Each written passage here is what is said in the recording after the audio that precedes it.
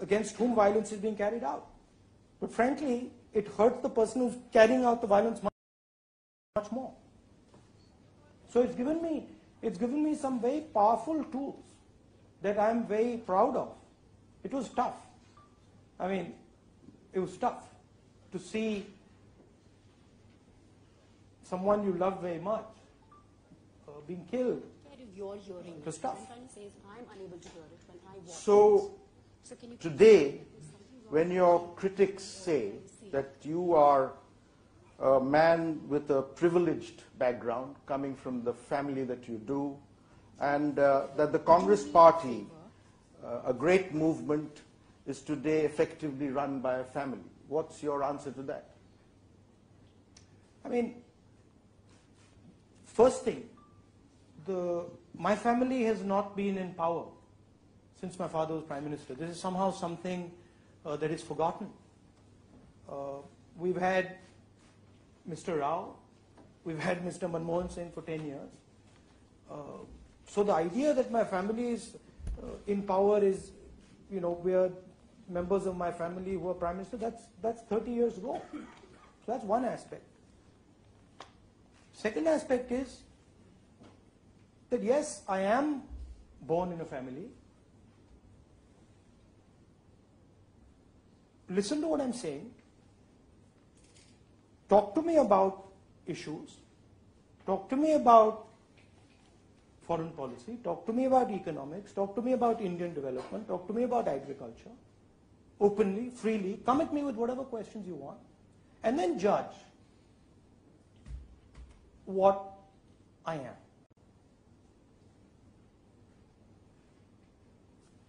It's interesting to me that the Prime Minister of India struggles to have this type of a conversation. He can't sit here. He's never done it. And he can't sit here.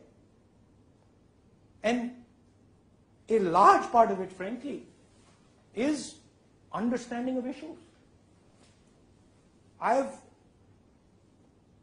worked now for 14 years, 15 years in the political system. I've taken a beating. I've learned a lot. I'm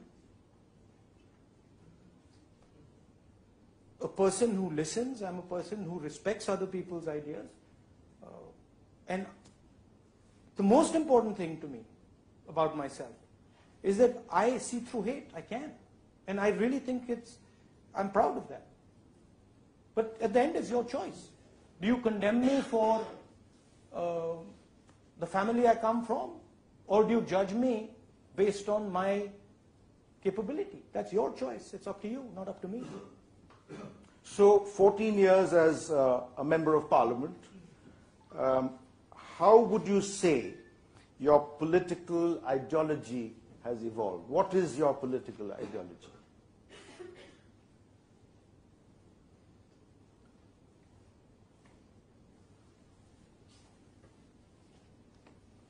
The real evolution of my political ideology has happened over the last 4 years. So to me, the BJP and the RSS have given me a tremendous gift. And I say that. They've given me by relentlessly attacking me. And by attacking me on every front again and again and again and again, they've actually developed me. So I have to thank them for doing that. My political ideology it's a very old idea in India. And it's been fighting the RSS idea for thousands of years. And it's not new. Congress is a political manifestation of it in the 20th century and the 21st century. But it's by no means new. Many different people have had the same idea. It's basically the idea of respecting all points of view. Of accepting the fact that I might sit here with you, completely disagree with you, fight you on every step, but still respect you. And still be gentle with you. And still not hate you. That's the Congress. And that, frankly, is India. That is the thing that India gives to the world. And it's sad that many people in our country don't value it. Because that is really India's power. India's power is not beating up Dalits, or beating up tribals, or beating up minorities. That's not India's power. India's power is compassion.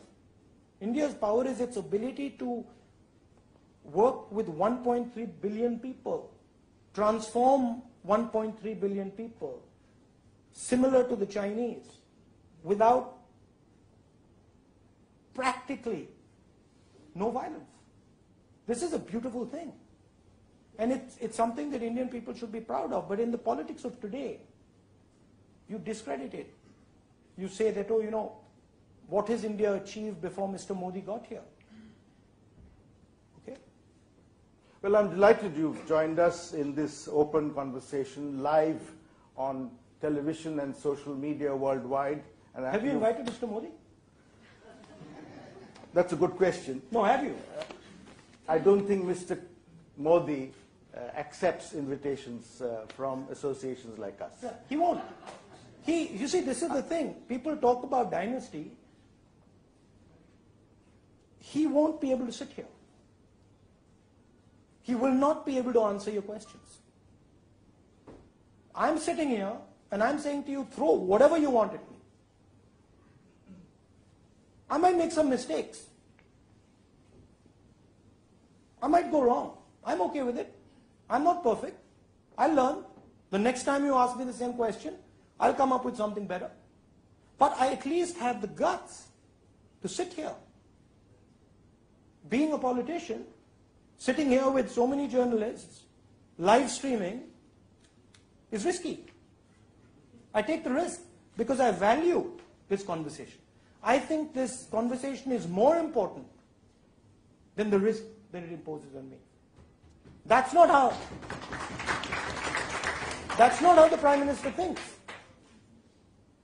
And I would be very happy to have a conversation like this with the Prime Minister sitting here, in front of you, discussing corruption, discussing Rafael, discussing agriculture, discussing foreign policy, but he won't do it.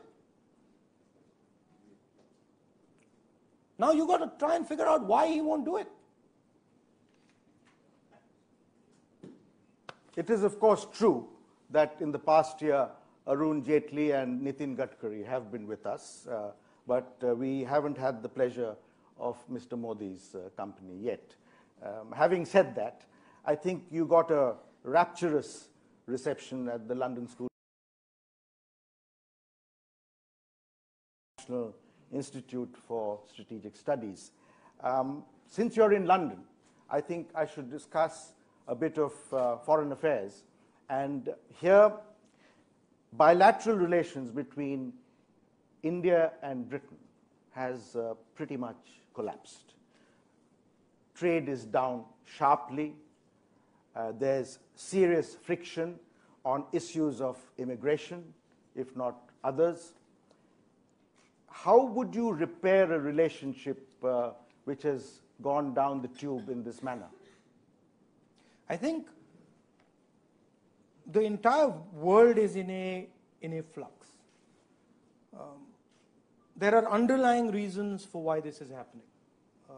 I said in both my interactions yesterday, the central question as to how, sorry. On that note, please switch off all mobile phones. Apologize. So the world is in flux. The central question that India is asking, Europe is asking, and the United States is asking is how do we get our youngsters jobs in the 21st century? And frankly, we in the Congress Party have a sense of how that can be done for India. It's not being done currently, and it's a huge challenge. So everybody is in flux, and everybody is, in a sense, running for cover. Everybody is trying to protect their space. Everybody is trying to look inwards. And that is why some of these relationships are running through rough weather. I wouldn't use such a strong word as, the relationship is destroyed. I don't think so. I think the United Kingdom and India have a historic relationship. It's much deeper than Brexit or 1 or 2 years of instability. I think there's a lot of foundational stuff that we can do. I think we are tied together by time, by history, and you can't just bypass that. So the way forward, of course, is to talk, to listen, to understand what exactly it is that the United Kingdom needs, for them to understand what exactly we need. There are some issues, issues with students. We'd like our students to be allowed here. They have their issues. But these are not things that break a relationship like our relationship. They are things that can irritate a little bit. But you have to have a longer term view and perspective. Since you're a member of the External Affairs Parliamentary Select Committee, I take it that you keep a close tab on what's going on. And a little over a year ago, if I'm not mistaken, the International Institute for Strategic Studies, they said that in the past 3-4 years, India has either hostile neighbors or neighbors that cannot be relied upon, other than Bangladesh and Bhutan. And if you take that a little wider, I suppose, Afghanistan. Why has this happened? What is this in international relations? What does this term relied upon mean specifically? It means that it is a friendship which is not close enough. Right. Yes. And but in that context, the but reference... in international relations, right, it is broadly a power relationship. So it's a give and take relationship. So if I'm managing that relationship, I should be able to make you reliable. And you should be able to make me reliable. The problem is not reliability. The problem is the complete lack of strategy on foreign affairs in the Indian government. Absolute, complete and total. So you have gone to Nepal, made a particular statement in Nepal, and then a couple months later done a U-turn. You've not been able to handle the relationship with Sri Lanka. You've not been able to handle the relationship with Afghanistan. You've not been able to handle the relationship with China. And then we use words like reliable. No, I don't think reliable is the right word. I think if you do foreign policy properly, if you do foreign policy with a strategy, you make partnerships. That's the problem here. That there were partnerships which have broken down. Of course, because you do not have a strategy. You have ad hocism. Right?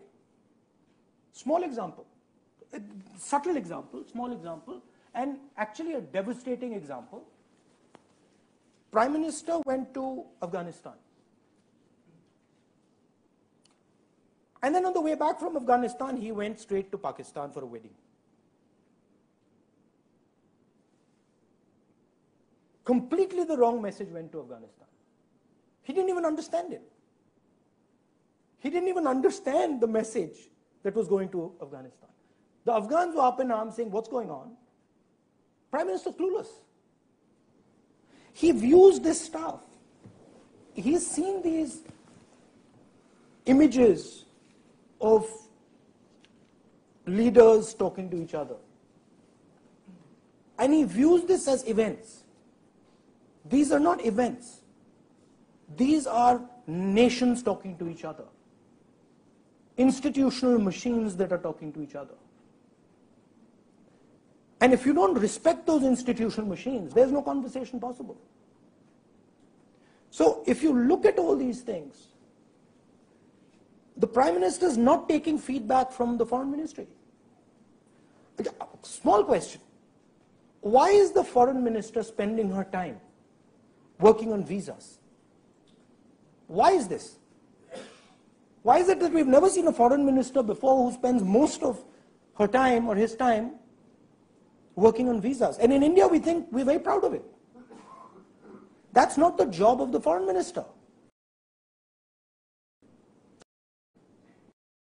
The job of the foreign minister is to make foreign policy, have discussions on strategy. Sushma Swaraj is not allowed to have those discussions. She's an extremely capable woman. I know her. I've served on committees with her. I have issues with her style, but the government has no use for her at all. She's humiliated on every count. She's not taken with the Prime Minister on trips. You never see her in photographs with the Prime Minister. And then you say India has got a foreign policy problem. Of course it has. To solve the problem with Pakistan and China. Now that's, to be blunt, that's a naive question.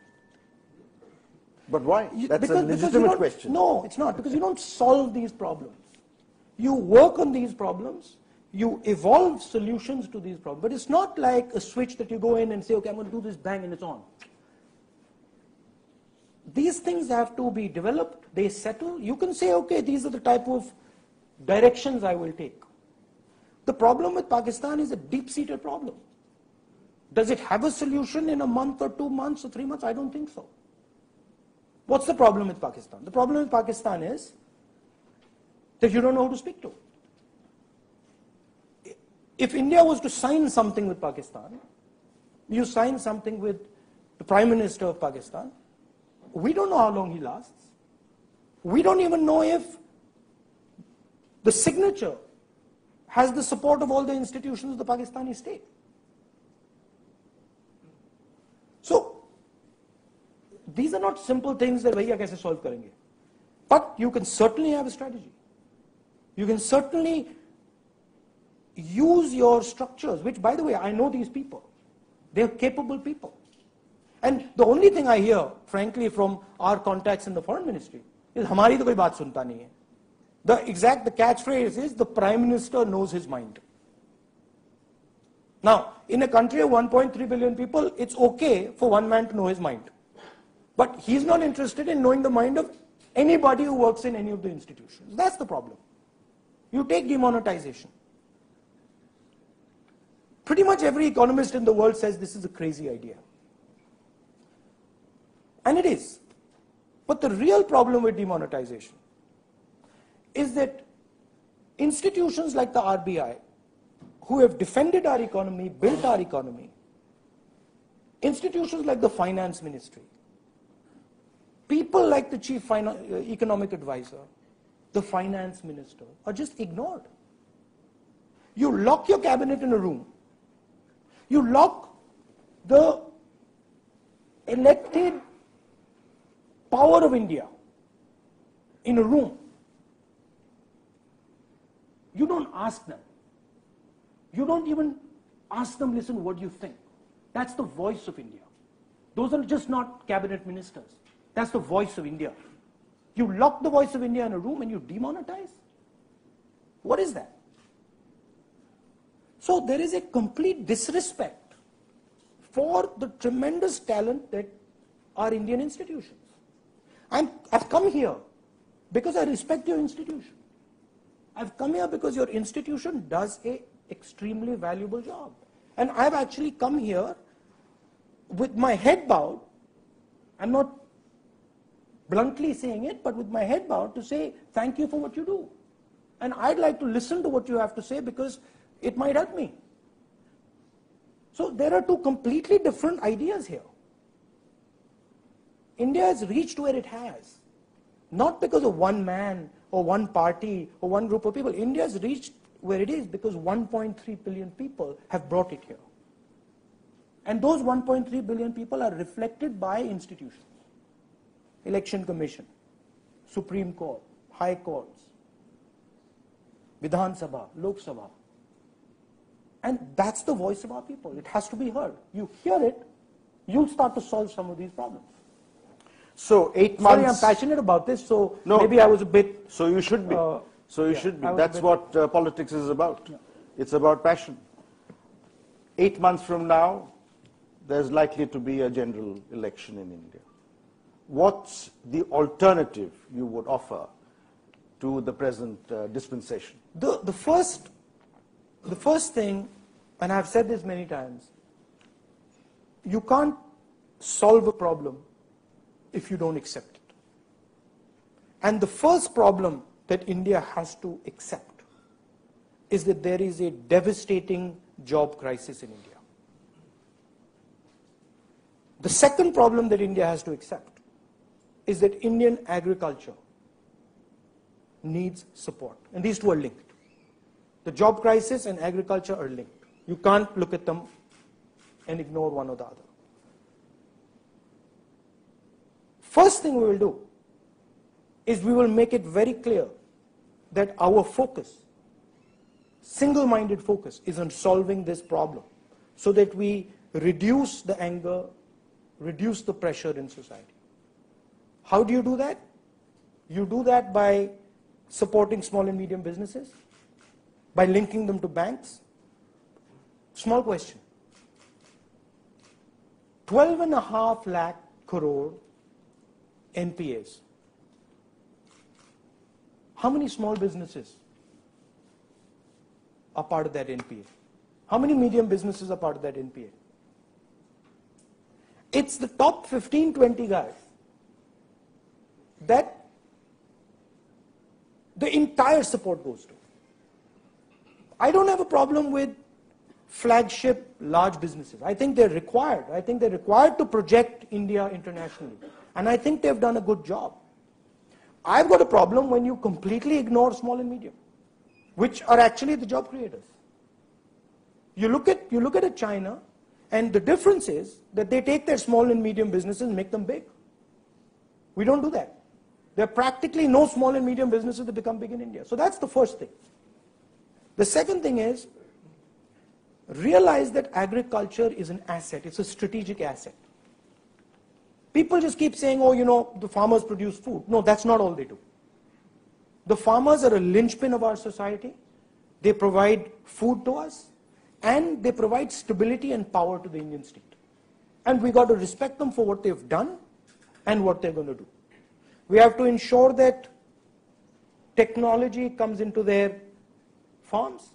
We have to ensure that we help them with modern practices. We have to ensure that we put food processing plants next to their farms, and that we make it easy for their produce to come to the table, to come to your table here. That would be 1 and 2. You would need infrastructure to link the country, to connect the country, and there's a very powerful strategic play in connecting the country airports, in scaling up our travel infrastructure. And again,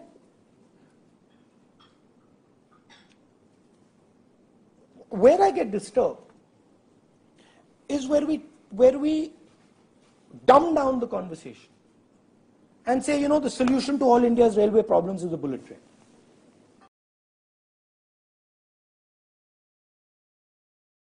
India needs to develop transport infrastructure.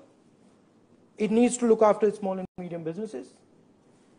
It needs to help its farmers, and it needs to make them realize that we're not doing charity here for you. You're our strength. We believe in you. Now go and do your work. We're with you all the way. That's generally when I meet farmers, that's what they say to me. हमें आपसे कुछ चाहिए नहीं. बस आप हमारे साथ खड़े हो जाओ और देखो हम क्या करते हैं. That's the spirit. Finally, we have to look at our education system and our healthcare system. You can't have an urbanized country where old people, youngsters, simply cannot afford healthcare. And you cannot have a country where you have the world's best institutions, education institutions, and then everything below them is disastrous. So that would be the type of stuff we would focus on. But the emphasis would be on coalition building on understanding what stakeholders need and what they want, and building alliances between stakeholders. I'll give you a beautiful example.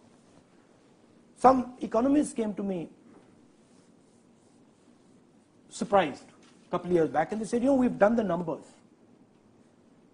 And what we've realized is that a huge part of the economic growth that came in the UPA 1 and UPA 2 was because of NAREGA. Was because of the Guaranteed Work Program. The Guaranteed Work Program basically fired the rural economy. And our support to the farmer and our support to the worker on his field actually fired off the Indian economy, which is, by the way, a huge part of the problem that is taking place today. Mr. Narendra Modi sees NAREGA as a handout to poor people. NAREGA is not a handout to anybody. NAREGA is the creation of a minimum wage in India, and NAREGA was economic strategy. And I'm shocked that the Prime Minister doesn't understand this.